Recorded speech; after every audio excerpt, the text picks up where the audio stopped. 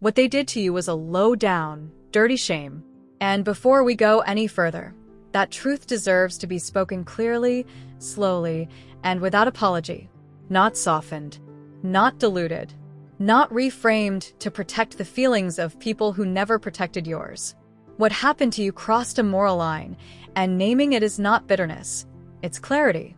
If you're listening to this and something in your chest tightens, it's because part of you has been waiting to hear this said out loud. You've been carrying a weight that was never yours to hold. You've been questioning yourself, replaying moments, wondering how things went so wrong, and more importantly, wondering why you were the one left feeling ashamed. Today, that shame stops changing sides.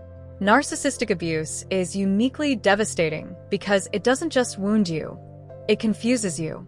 It happens in layers, in smiles that don't match actions, in words that promise safety while behaviors deliver harm, in moments where you open your heart only to discover later that your vulnerability was being studied, not honored. You didn't just lose a relationship.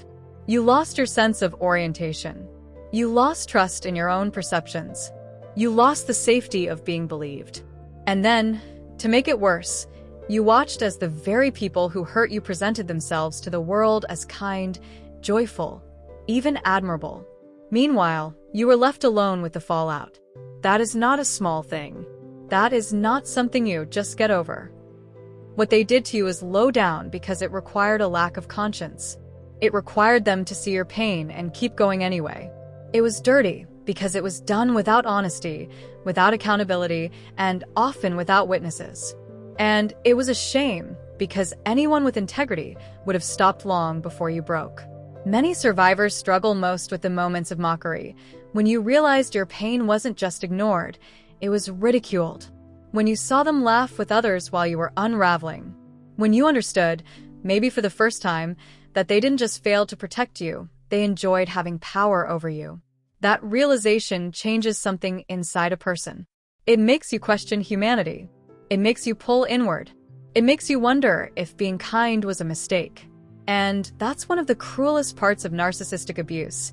It doesn't just hurt you. It tries to rewrite who you are. But hear this clearly. Your empathy was not the problem. Your loyalty was not the flaw. Your willingness to love deeply was never the weakness. Those qualities only became liabilities in the hands of someone who lacked the ability to value them. Narcissists are often drawn to people with light, depth, and sincerity because those qualities give them something to feed on. They don't want to build their own identity. They want to borrow yours. And when they can't fully control it, they try to diminish it. That's why the abuse escalates when you start to see clearly. That's why the mocking increases when you begin to pull away. That's why they rewrite the story and position themselves as the victim once you stop playing your role.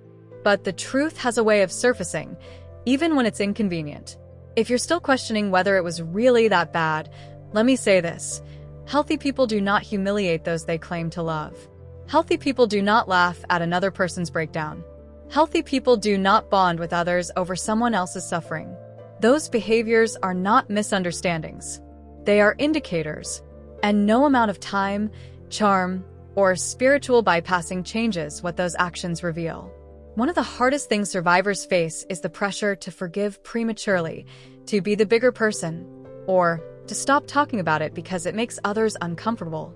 But healing does not come from silence. It comes from truth, from naming what happened accurately, and from allowing yourself to feel what was denied for so long. You are allowed to be angry about what happened without becoming bitter. You are allowed to grieve what you lost without minimizing it.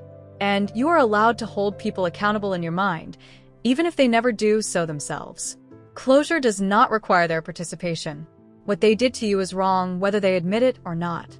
It was damaging whether they remember it or not. And it mattered, even if the world never saw it. Here's something many survivors don't realize until much later. The fact that you were hurt so deeply is evidence of your capacity to feel, to connect, and to hope. The person who caused the harm may never understand the depth of what they destroyed, and that, in itself, speaks volumes. People who mock pain are deeply disconnected from their own humanity. People who exploit vulnerability are afraid of facing their own emptiness. And people who need to break others to feel powerful are already defeated on the inside. You did not lose because you loved.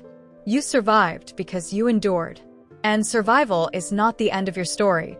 It's the beginning of your reclamation. There will come a point, if it hasn't already, when you stop needing them to understand. When their opinion no longer defines your worth. When the memory of what happened no longer controls your nervous system. That moment doesn't arrive all at once. It unfolds gradually, through self-trust, boundaries, and compassion for yourself. Healing is not about forgetting. It's about integrating the truth without letting it poison your future. You don't need to prove how strong you are by minimizing what you went through. Strength is acknowledging the impact and choosing to rebuild anyway. Strength is refusing to carry shame that doesn't belong to you. Strength is recognizing that what happened says everything about them and nothing shameful about you.